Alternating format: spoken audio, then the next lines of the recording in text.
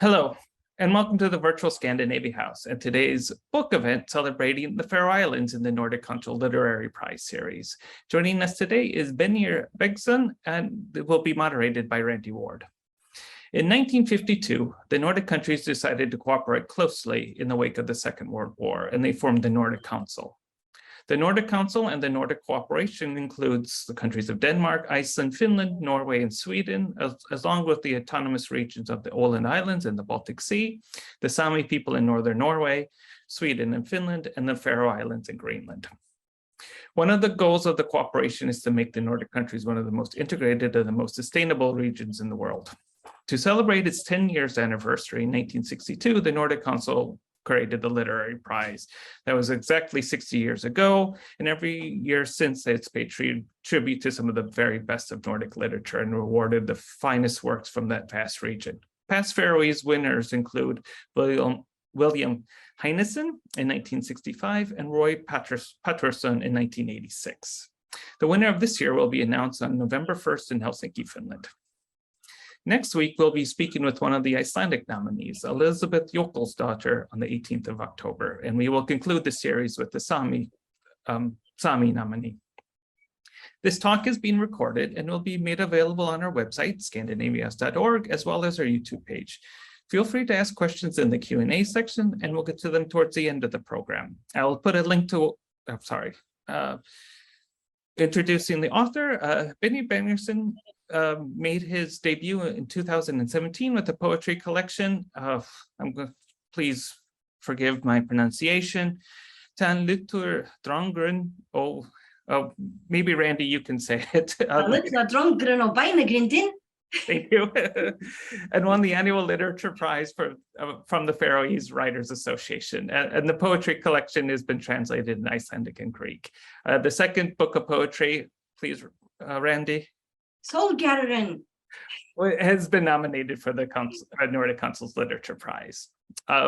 Randi Ward is a poet, a translator, lyricist, and a photographer. She has earned her MA in Cultural Studies from the University of the Faroe Islands and twice won the American Scandinavian Foundation's Nadia and Christensen Prize for translation. Her works has appeared in Acetope, Beloit Poetry Journal, Words Without Borders, World Literature Today, and has featured on folk radio in the UK, NPR, and the PBS NewsHour. She is a recipient of the Shepherd University Appellation Photography Award and the Cornell University's Library, and the Cornell University Library established the Randi Ward Collection in its division of rare and manuscript collections in 2015. So please welcome Randi and Beinir. Thanks for inviting us, Kyle. I'd like to start off by just noting that Faroese was not acknowledged as the official language of the Faroe Islands until the Home Rule Act of 1948 became law.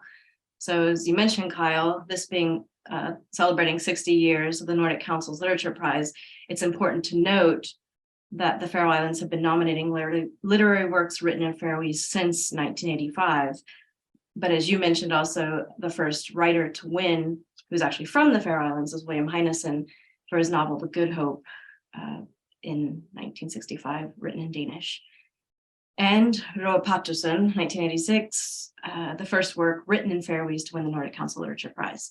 Now, Sólgarðurin, Beinir Bergsson's second collection of poetry, has been hailed as a groundbreaking expansion of the literary landscape of the Faroes. He's already made history by writing the first collection of Faroese poetry featuring an explicitly queer narrator. So here's to hoping that he'll be the next writer from the Faroe Islands to bring home the prize. Sólgarðurin, which translates as the Sun Garden or the Sun Trap, was published in 2021 by Forlagið Eksil. Let's give a little shout out to Kim Simonsen, founder and editor of Eksil, for the important work he's doing, both in his own writing, as well as in fostering literary talent in the Faroe Islands. So people can actually get a sense of, thanks, Kim. So people can get a sense of how beautiful the book is. I wanted to spend a little time just going over the actual artifact itself. Yeah. One thing that I noticed because I spend a lot of time holding the books as I'm reading them, is that this image on the front and the image on the back have a slightly different texture. So as I read, I'm feeling the book. And one day, I also like covers that are a little bit velvety. And this one is a little velvety, but it was funny. I was literally sitting in my kitchen doing this the other day. And then I hit this little guy here on the back, the svartaklukka. Mm-hmm. And I thought, oh my gosh, this is like skin. It feels just like skin. It looks like skin. And here on the front cover, I saw the poem from page 20 with the Grindelokke. And then on the back, I saw the poem from page 58, the svartaklukka. So could you tell us a little bit about the design of this book? I see it was designed by Elin Eda Thorsteinsdottir. And did you participate in deciding how this book was going to look and feel from the beginning? Also look on the inside. We see the crane flies and the ground beetle. So what do you say, Beinir? Well, thank you for that introduction. So yeah, like I was very happy to work with Elin Etta, and we talked about making a book that was a bit different to most Faroese books when it comes to layout, because this one is very the graphic design is very not how most Faroese books are made, due to because I wanted there to be a centerpiece on the cover, and it was really important for me to have like a lot of warm colors and the book to be like inviting, so that you actually somehow to attract it. And maybe we will come into it later, but this crane fly that's on the cover is also very important for me, especially due to its Faroese word being grindalokkur, and it has its own mythology behind it, with being that every time back in the old days when the crane flies used to be near the bay, all the villagers knew, or that was a sign to the villagers, that the pilot whales were close by, and they were like known for having some power to like draw these whales to them. So they have this mystical power, these small crane flies, which mostly today are regarded as very ugly and annoying to most people. So I really wanted to showcase its beauty on this cover, and also just to have it all the way on the inside here. And yeah, and then we also talked about that we wanted the book to have a very like textile function as well, like, because this, when you actually touch the cover, you see that every flower, these two different types of flowers on the cover also feel different. Mm-hmm. And like, which is also like somehow representing, or like it mirrors also how the different flowers, when they're mentioned in the poetry, they also serve different functions, as like literally. Yeah, and then of course the ground beetle as well. So like, if you just look at it, we also wanted the book to be this tone, the background, so that it could almost mirror that it was a ground beetle walking on skin. That's what I was feeling. It was so strange. I was in my kitchen, it just hit me. I'm like, oh my gosh. Yeah. But also it really speaks to the layeredness of the collection, how there's this inter and intra relationship going on all the time, that I think many people have, I don't know. Well, you told one specific story when you were speaking with Tryggvi Danielsen last week on the podcast, Listy Stone, about art and place. You were talking about two critics who were picking it apart, trying to sort of hierarchically characterize the different elements of the book and what was like high culture and low culture, primitive and transcendent somehow. And could you talk a little bit about that? And just, yeah, when I see this, I see completely different view of the world. I see everything is functioning together, working towards a different kind of matter, opening up experience. Could you talk a little more about that? Yeah, exactly. So like, because what I found like important also with this cover is that if we see the cover from far, it's like a macro picture, and then like the more micro. So it's more.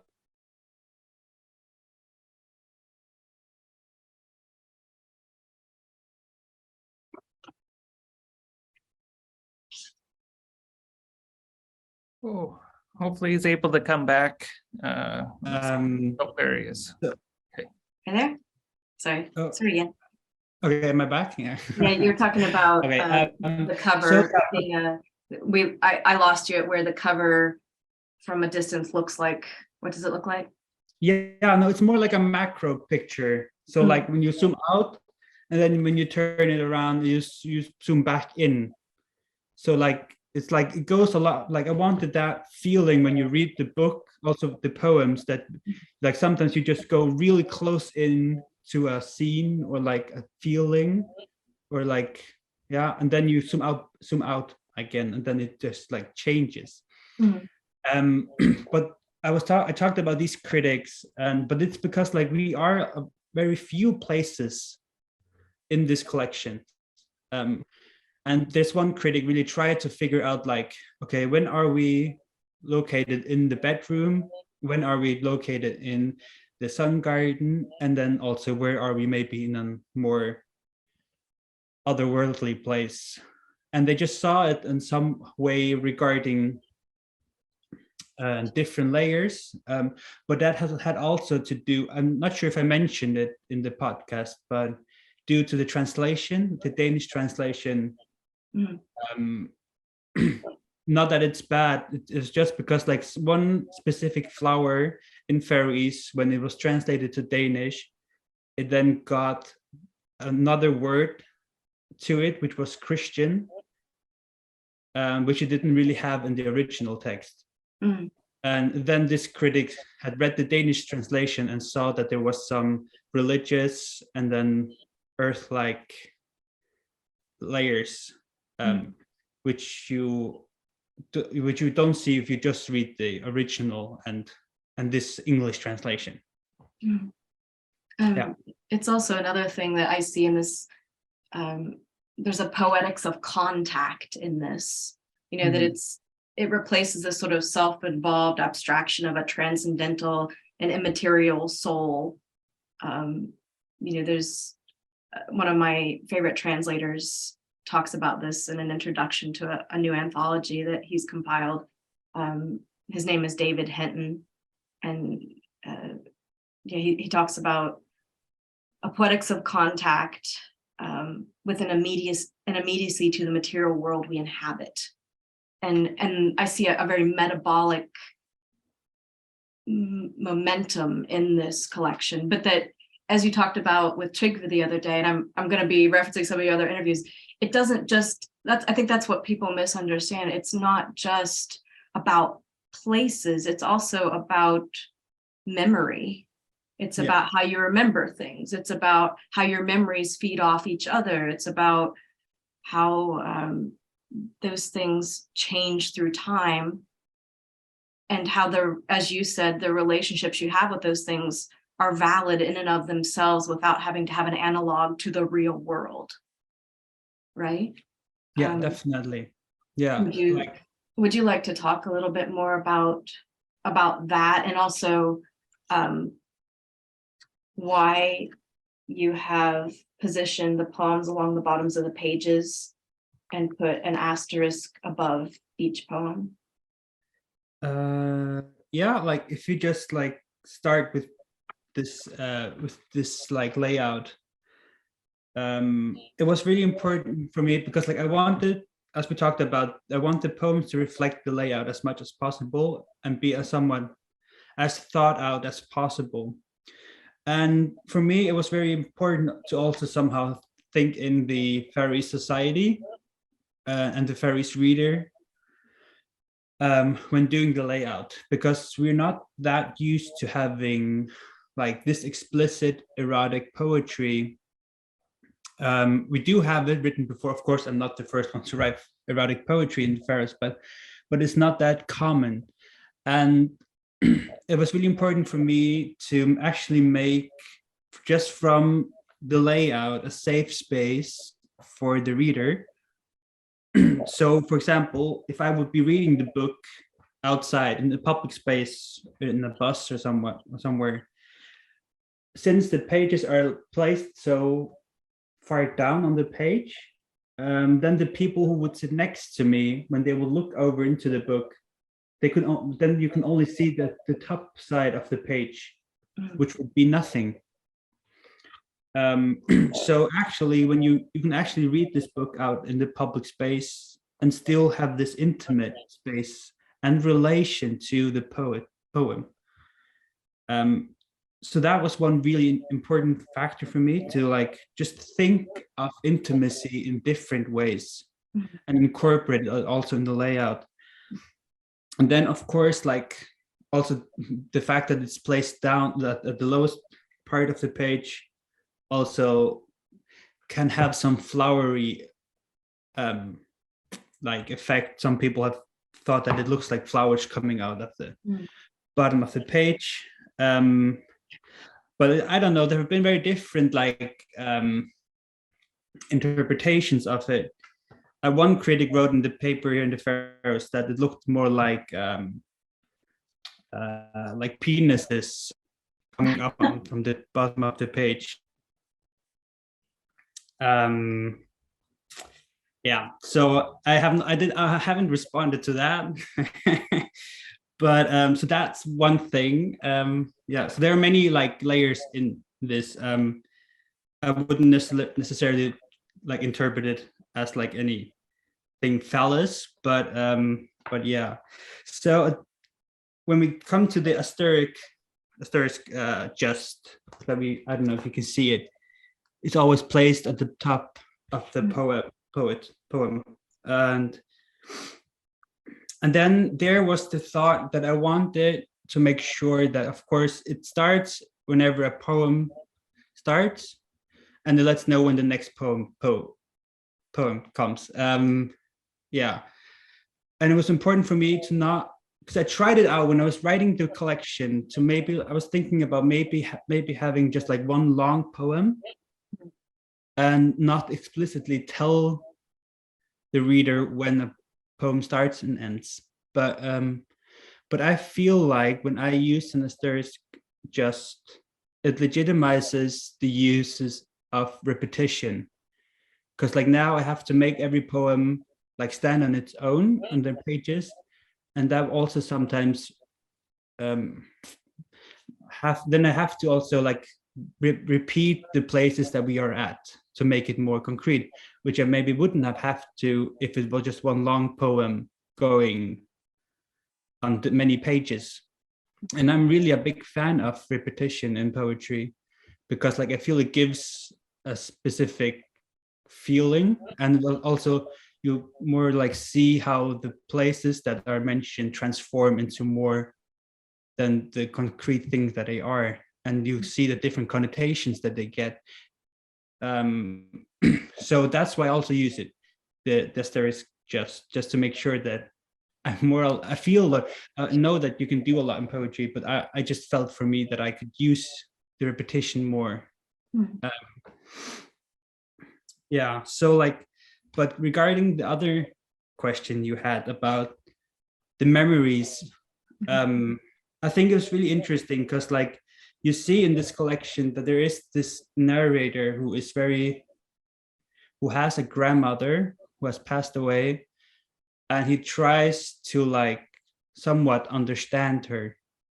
We get the sense that there is like we get there. There's a sun trap in the narrator's grandmother's garden, and he always tries to figure out what this sun trap or sun garden meant to his grandmother, and he does that through memory and also through concrete touching and exploring her garden, and then he tries to like get closer to his grandmother, and actually just holds this memory very fond, even though you could actually question how real they are. But this, as we just said, the questions of how real a memory is and how real everything is very irrelevant, because it's about one person's specific relation and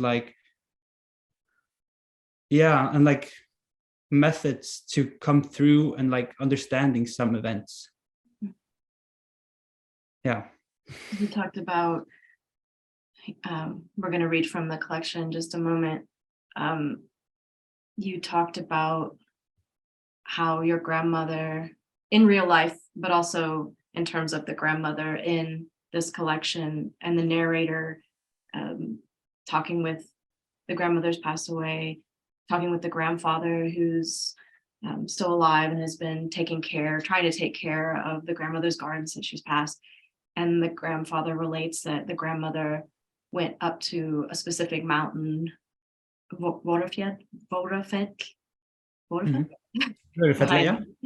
behind where you're from. So that specifically places it in your village and that you grew up in,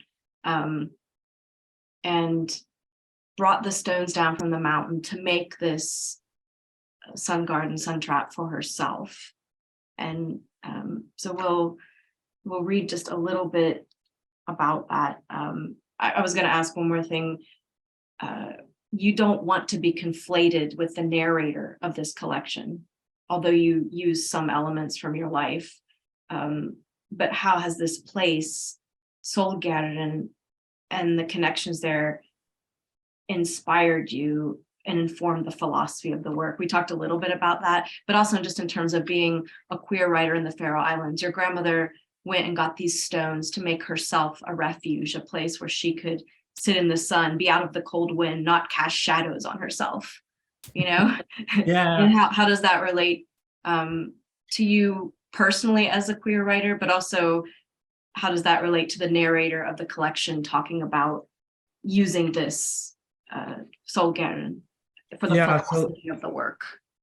Yeah, so the thing is that the inspiration of the narrator always tries to, I would say in some levels, the poems try to explore masculinity, but from a point that it could never, because I feel like it's pretty clear, maybe it's not, but I feel you couldn't identify with the Grindalokka, but you could identify with your grandmother, correct? Yeah, exactly. The narrator. Yeah, exactly. But and then I feel like it's interesting that the narrator tries to understand men and masculinity through her her way of dealing with life, through her feminine perspectives and surviving in a rough climate. So I feel like even though I don't know, when I wrote the collection, I just always had the sense of roundness. It's difficult to explain, but somehow it's you have to have a feeling of everything is round and soft, even though we also discuss very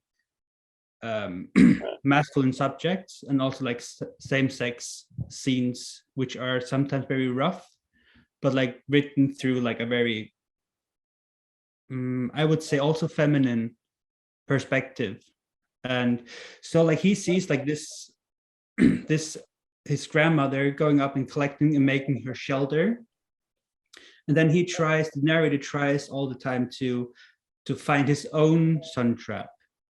And that's when it becomes more, he asks himself, where do I go when the world becomes too much And that's like in this here, it's like he goes in bed with other men. Mhm. And like and tries to like find parallels on how his grandmother taught him to like dig in her sun trap and make flowers there flourish.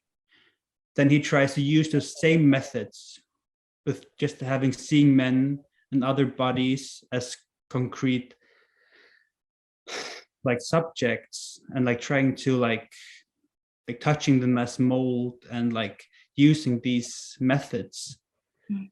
And then it becomes of this like really like also like exploring the those feelings when you feel complete at lost. Mm. And then when your body takes over you and does its work. Yeah, because I thought about, of course, I've never had a Sólgarður where I've been, but in a Sólgarður you also have flower beds, and I thought about that, like a flower bed and a human bed, and you're both exploring the beds, connecting. So yeah, let's read a little bit. That's a good place to read. Yeah. We'll do start with excerpt 1. Yep. Okay, so this translation is done by Merita Thompson, and okay.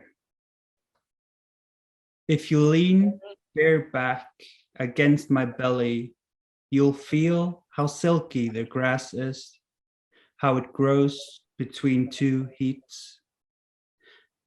Amma would always plunge her hand inside the hedge, reaching for berries to gift us. She grazed her hand on the branches. She said, "The garden thrives on blood and bone." I asked the rose root what I could do to help it thrive with me. It asked me to talk about Papa, about all men in the garden. Then it dawned on me, you no longer shine on my weed-grown limbs. I stand over the bed, eyeing the damage, a duvet tossed aside, torn pillow, tangled sheet, prove that there was something you walked out on. I let Arctic moose ear grow as I roll up the curtains. I breathe in the evening. It roots in my lungs, drawing out my tears. I was 6 years old. We were in the car on Nýjaravegur. You sat me on your lap, wanted to teach me how to drive, wrapped your hands around mine, steered and accelerated when you heard how hard I laughed. The other day, I overheard my neighbor sobbing, her lawn wild with dandelions, weeds she pulls with green gloves. A blue-gray worm is up the creek because of the crick in my neck. It can't breathe. You laid me between your lips, pulled me like bent grass. You blew me away. And I'll wait till my seeds scatter beyond your hands. A Monday morning, after the news chimes to a close, "Hey Abbe, remember the names of those red and lilac flowers?" He looks at me, clutching his coffee mug. "You know those sugar flowers?" He starts to twiddle the collar button of his shirt. "Yeah, I couldn't see them outside." "Do we have to talk about it?" He cranks up the radio. I lie in the peat bog, sensing how I soften. I hear the butter words, "Let the flies perch on our tacky leaves, fasten on our tongues." Thank you. It's beautiful. It is beautiful. Thank you. And Merita's translation is beautiful. Yeah. You've talked in interviews about, as we mentioned before, the importance of vulnerability and personal growth, and how important it is for you to work against toxic masculinity and many of the stereotypes that create a culture where people are afraid to talk about their feelings. Can you talk about tenderness, sexual intimacy, and why it's important to have a tender love story, particularly between men, that is not rooted in violence? Yeah, so it's also difficult to understand, or I sometimes imagine that it could be difficult to read this collection of poetry and not understand on which shoulder it stands on. Because like the Faroese literature history has, it hasn't been very kind to homosexual men, to say the least. And so like the first time we hear about homosexual love or like same-sex love between two men is like in an older song or ballad, which you would call Nominees, where you laugh at two men who are together. And then when we come upwards to our newer times, we see other very famous Faroese writers write about the same-sex sex scenes, but it's always written by like straight people, and then the narrative gets very I would say very like off, to say the least, because like they're the most often when homosexual men are mentioned in Faroese literature, it's like has something to do with violence, like, or someone's getting raped by a man, some boy, or and it's like I just feel it's very difficult. It was very difficult for me to grow up here, and because like it's very normal for people to almost use literature as an escapism, to if you feel like your day-to-day life is too difficult, then you need literature to seek in higher power, or just feel and connection. And then it was really weird to always feel homosexual, like, because I am, and then always read these stories about how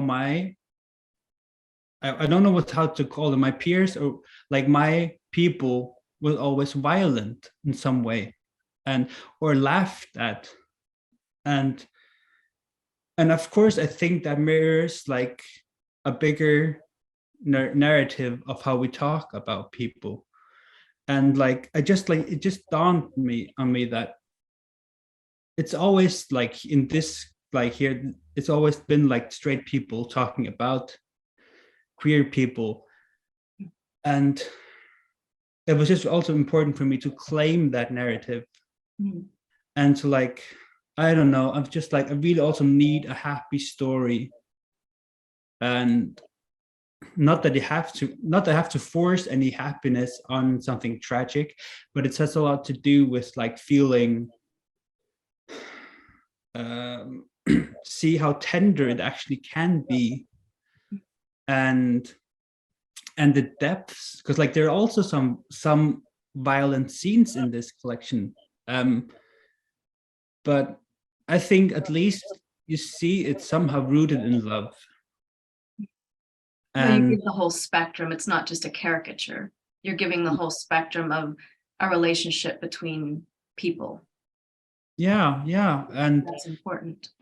That's very important, but also just the tenderness, because like we have to, because like I feel like that it might just be bullshit, but I feel that masculine love has also something to do with actions, and so it also tries to like research and explore how the touches. That's why it's also very physical, and just like the narrator never like tells the reader what any gesture means, but like it just like lays them out, like how all these touches are different. And like I think that just like, I don't know, just sheds light on different types of tender love. Yeah. Can we read another excerpt, please? Yeah. Excerpt 2. Yes. Yes, of course. Oh yeah, we'll get right into this. Perfect timing. Yeah. Okay. Bore your fingers into my back as I slam you against the wall. Hold my wrists and watch the arteries pounding in my neck.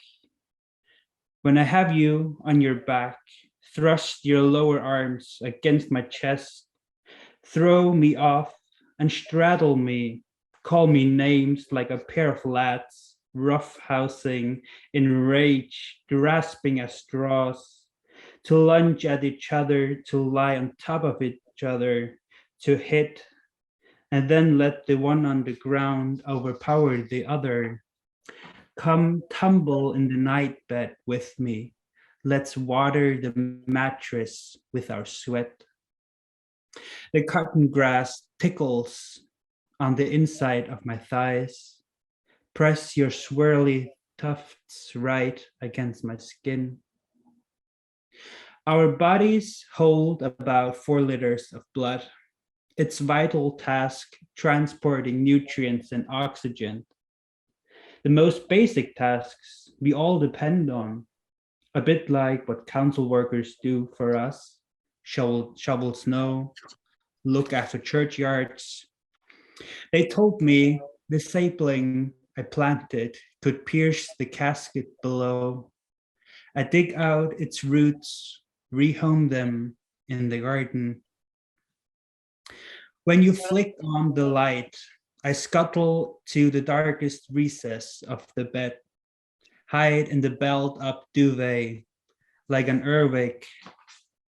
I eat the aphids off your thighs, a nocturnal animal on the prowl, lured by sweat, hungry for warmth. Let me crawl on you. Every autumn, I pick a bouquet, dry it carefully, frame it, hang it up at home where unruffled feelings shelter so they won't wither away in the cold. How about experimenting again? You ask with assertion, as if you know that I never forgot how close we were as boys. I planted a tender biennial, but still shed a tear when it withered for the last time. I snare your waist with both arms, my belly resting between your thighs. I drift off as you plant your lips on my grass-grown scalp, like soaking sore feet in a river, letting calloused skin on the heel between toes soften. I feel the garden, meadow, pasture, and heath more keenly under my soles when I reawaken by your side. I'd like to talk a little bit about this idea of, well, of course, in Faroese literature and painting, there's a long history of the landscape being used, I mean, in many cultures, but very specifically, also as a form of nationalism, and often masculine nationalism. Yeah. So that's why I find this so fascinating. This last poem, I mean, they're all fascinating, but this specifically, because you can only feel the landscape better. You feel the garden, the meadow, the pasture, the heath more keenly when you're able to be true to yourself through this tenderness, through this love, through this connection. It makes you more able to appreciate your homeland in a way that your homeland accepts is accepting you, and you're able to feel it in a different way. Could you talk a little bit about that? Earlier we were talking about an Appalachian author that I think is amazing named Carter Sickles, and he was recently quoted about his latest novel. He said, "As I get older, I'm less attached to this idea of home as a single place. I try to envision home as something more expansive, more queer." So how is your queerness able to make you feel that you can be more Faroese and love deeper and love yourself, your land, your village, everything better when you're allowed to be who you are and explore that? Yeah, it's because like I think that's it's a wonderful quote. So like if you see this aspect from a very like concrete, like it's also like when your muscles are like, also when you are closeted, you always walk around as if you are watched, and all your muscles are always very like tight up, and of course that like on a very like plain basis, of course you can't feel how the different nature, actually the texture, how different it is if you walk around very like uptight all the time. And so like that quote says, like this idea of like actually moving away, like taking this concept of what home is and lifting it up to a higher place, and here like in the arms of another man, he actually learns to relax more and actually touch everything more fondly. And I think it's like, and I think that's a bit like, I often think about this French author, Edouard Louis. He also like talks about this place of home in the North France when he traveled away because he was gay, and like how you can actually reimagine this home as something new, and also the queerness is very interesting because like there's this subject that's called the chosen family, which is very spread in gay culture, or just like queer culture in general. And so I think it actually tries to, somehow it needs to be uprooted from these old ideals of what home is, like where you come from, and then you have to like turn the perspective and find those places where you can, or the people that you can rely on, because like I'm not sure what's it called in English, but this sense of treytaleysi kærleiki, unconditioned, yeah, because like actually finding the unconditional love is very important in this, like it's actually the search also of this narrator. Yeah. On the Nordic Council's website, where it was talking about Sólgarðurin, one thing I noticed in the various versions of the text, it was talking about this being a coming of age story. But what I find interesting about it, which is something you're making for the generation now that you yourself probably didn't have, was you're giving them a chance to make their home at home without having to go away.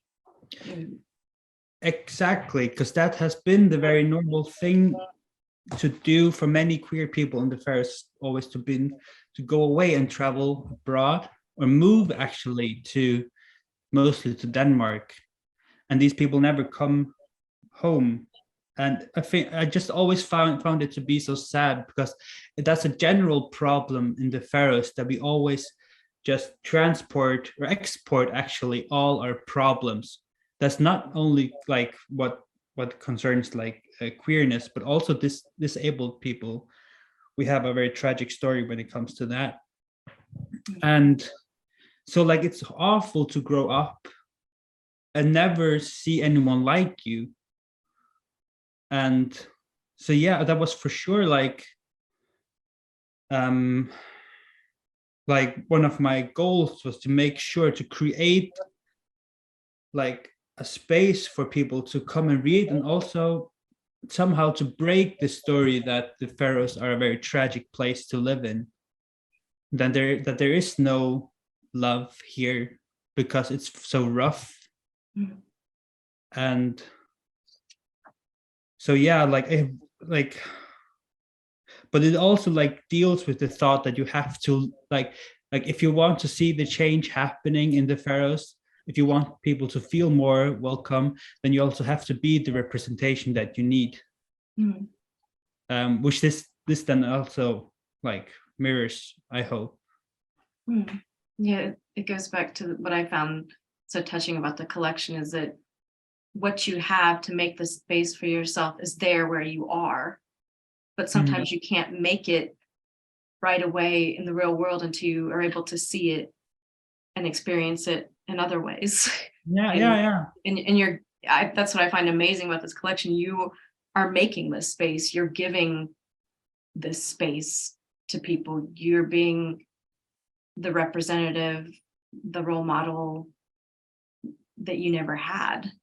And that's important, and that's very brave. Could we please go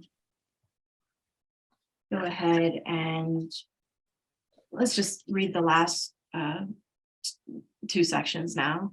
Okay. Yeah. Both at once? Sorry? Both at once? Yes. Yes. So it starts off with a dialogue.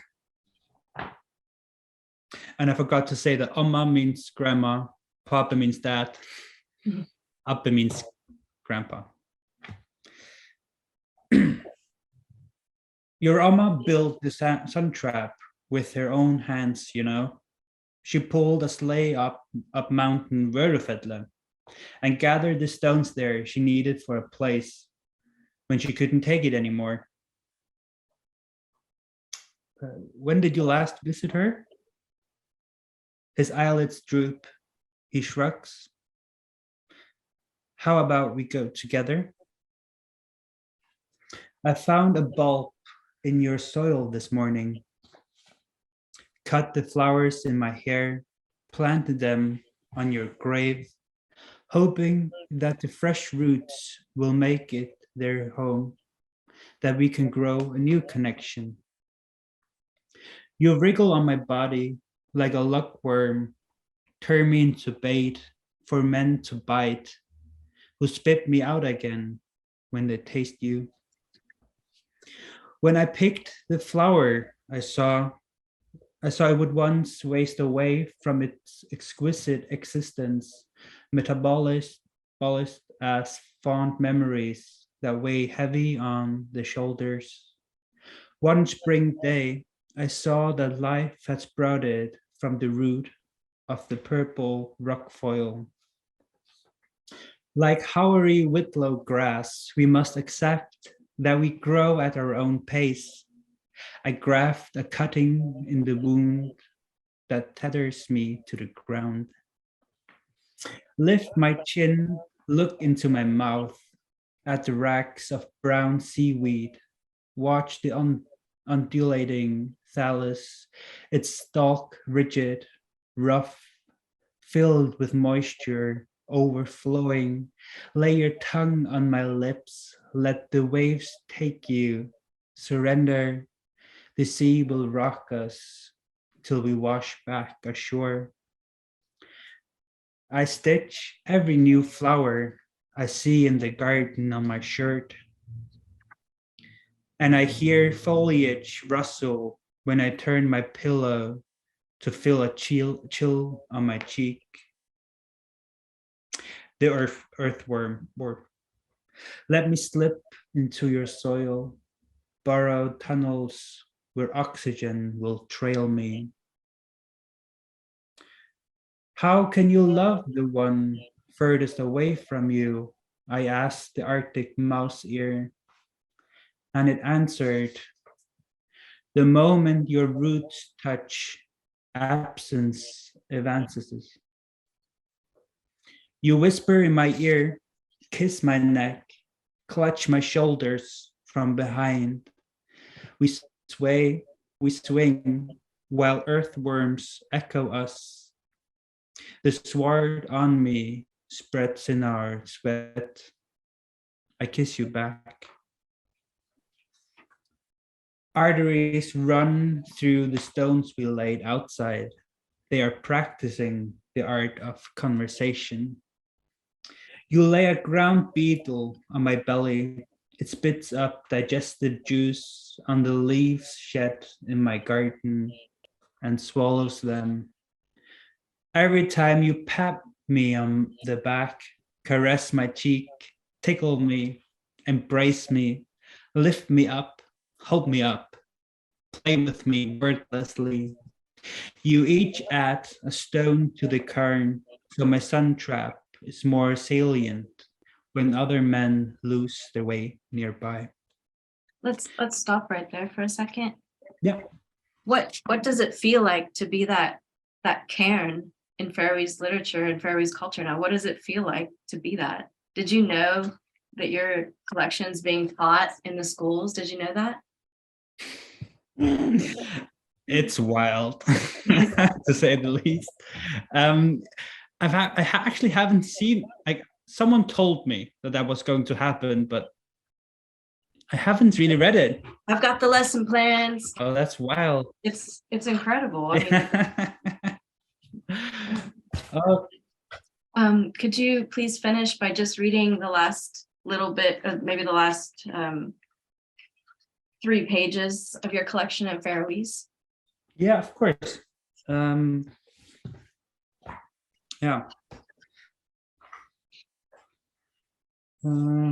Yeah.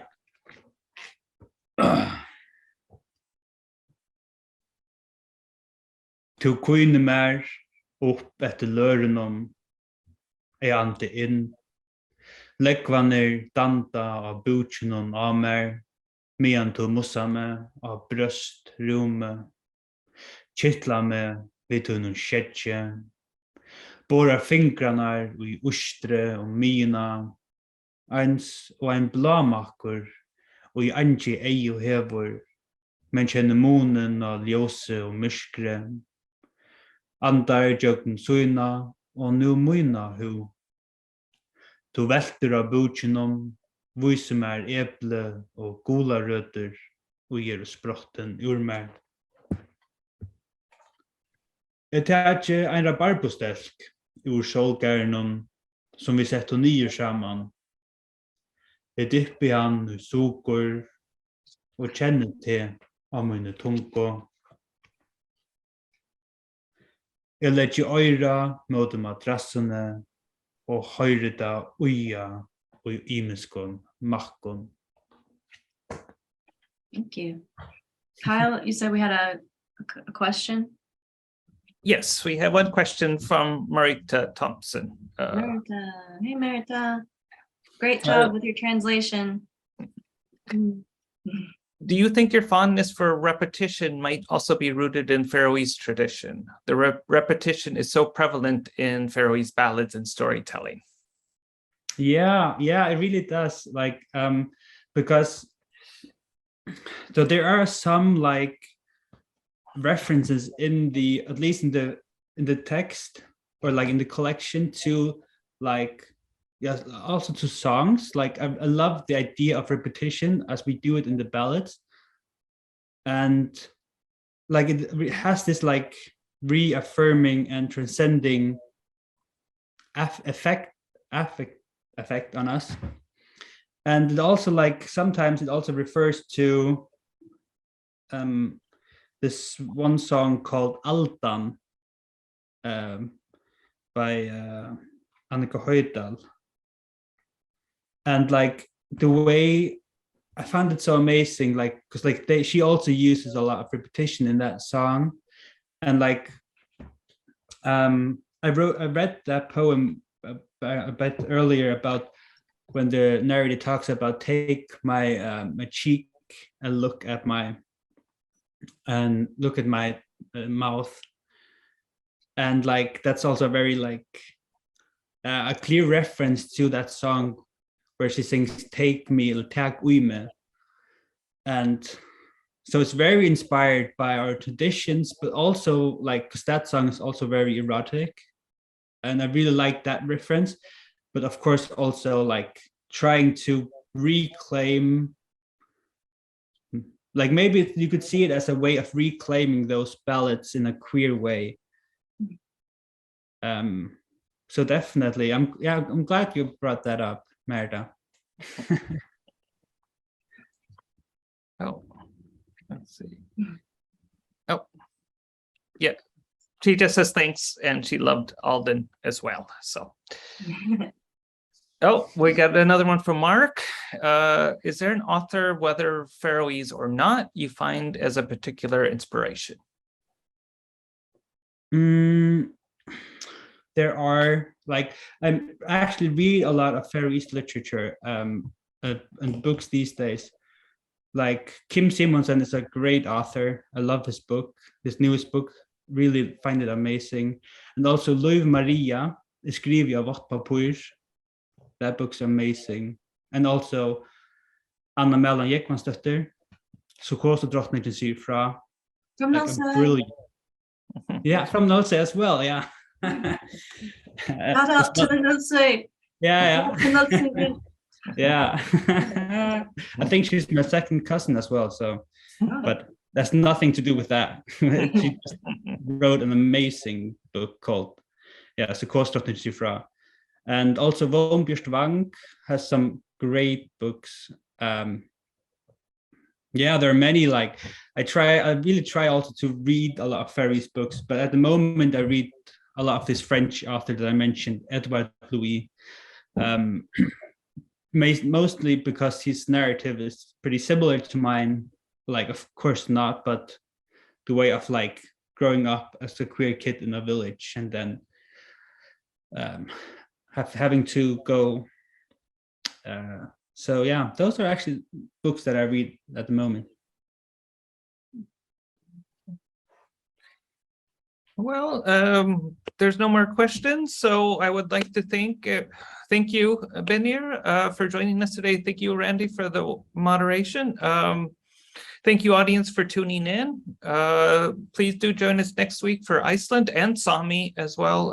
Iceland is on Tuesday, and then the Sami is on the Thursday at 1 p.m. virtually as well. So good luck in November for the prize. Yeah, and then thank you everyone for coming. I hope to see everyone soon. Thank you. Bye.